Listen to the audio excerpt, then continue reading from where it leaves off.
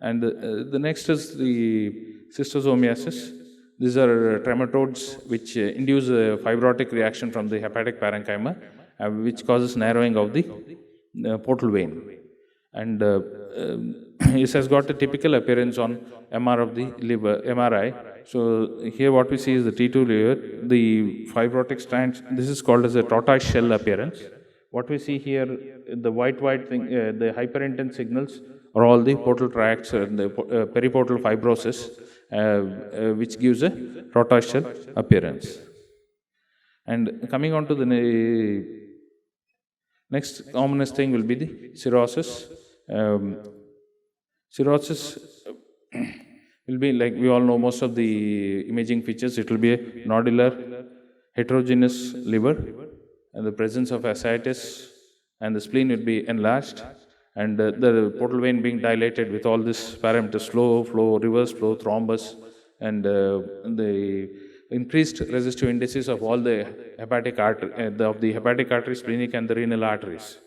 So, what we look for is, in cirrhosis, is that we look for the surface nodularity and the heterogeneous. Heterogeneous, most of us are familiar with, we say words, say heterogeneous or a coarse and deco pattern.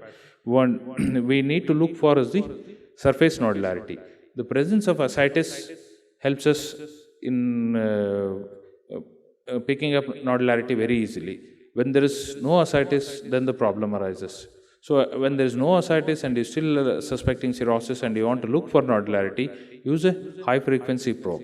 So that will help you out in looking at the looking for the surface nodularity. And the other thing is, in cirrhosis, commonly what you see is atrophy of the segments, and there will be a caudate lobe hypertrophy. And in caudate lobe hypertrophy, you need to look for the caudate veins. These veins, anything above 3 mm is dilated. Here we see the 7 mm one in the initial phases, and the next you see some grossly dilated caudate veins.